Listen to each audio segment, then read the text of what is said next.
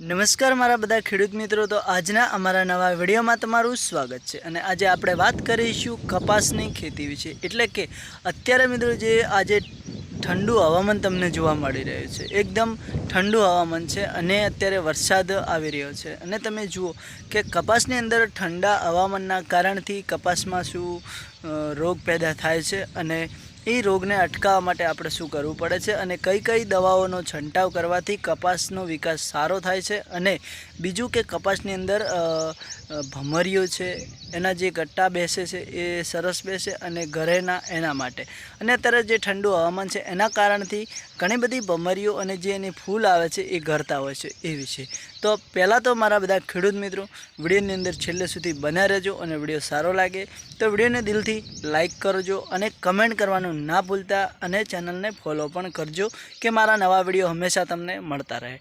તો તમે દોસ્તો જે મારા ખેડૂત મિત્રો તમે જુઓ કે આ તમને અત્યારે જે જોવા મળી રહ્યો છે એ અમારો કપાસ છે ને આ કપાસની અંદર અમે મનથી અને દિલ લગાવીને ખેતી કરીએ છીએ। અને હવે કે ચાલો હું તમને બતાવું છું જે આ કપાસ છે એની અંદર જો કે આજે આપણે જોવાનું છે કે આ જે ઠંડુ હવામાન છે એના કારણથી આપણા કપાસની અંદર શું કઈ રોગ દેખાય છે, કઈ મચ્છી મેલો યોડ એવું કંઈ દેખાય છે, તો આપણે એ વિશે વાત કરીશું આજે।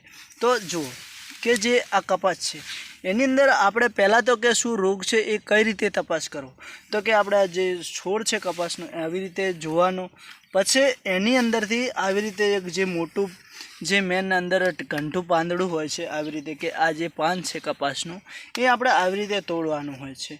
અને પછી આવી રીતે પાછળના જે ભાગ હોય છે એની અંદર આપણે તપાસ કરવાનું હોય છે। અને જુઓ કે આ પાછળનો ભાગ છે એના ઉપર આવા ડાઘ પડેલા તમને દેખાતા હશે, જે કાળા ડાઘ દેખાય છે એનો એ જે કપાસ છે એના જે કાળા ડાઘ છે। અને આ જે એની નસો દેખાય છે પાંદડાની એની નસની અંદર નાની નાની જીવાત જોવા મળી રહી છે, એટલે કે મેલો છે, મેલો તો નથી કપાસની અંદર મેલો ના આવે સોરી, પણ જે કે આ મચ્છી છે એટલે કે એને સુસ્યો કહેવામાં આવે છે।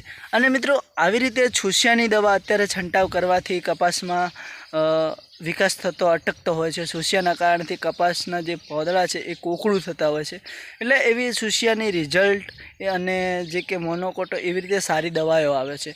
અમુક એવી દવાઓ પણ કંપનીની ફેક દવાઓ આવે છે એના કારણથી પણ કપાસની ખેતી આપણી બગડતી હોય છે ખેડૂત ભાઈઓ। તો આવી રીતે સારા એગ્રો સેન્ટરમાં જઈ અને સારી દવાની મુલાકાત લેવાની અને સારી દવાનો એકવાર છંટકાવ કરવાથી જે કપાસની અંદર આપણને કેવું રિઝલ્ટ મળે છે અને કેવો ફાયદો ખેડૂતને થાય છે એ જોવાનું છે। અને બીજું કે જે ભમરીઓ ગરતી હોય છે તો એને અટકાવવા માટે પણ અલગ દવા આવે છે અને કયા કયા રોગમાં કઈ કઈ દવા કામ કરે છે એ હું તમને જણાવીશ। તો આજે આ વિડીયો કેટલા લોકોને ગમે છે અને વિડીયોને કોણ કોણ લાઇક કરે છે અને કમેન્ટ કરે છે એ મને જરૂરથી કરજો। અને કાલના વિડીયોમાં આપણે વાત કરીશું કે કઈ રીતે દવા છંટવાથી અને કઈ કઈ દવા છાંટવાથી કપાસની અંદર આપણે ખેડૂતોને રિઝલ્ટ સારું મળે છે। તો આજના વિડીયોમાં આટલું જ, નેક્સ્ટ વિડીયોમાં ફરી મળીશું મારા ભાઈઓ। તો વિડીયોને ફોલો કરજો અને કમેન્ટ કરવાનું ના ભૂલતા। જય માતાજી।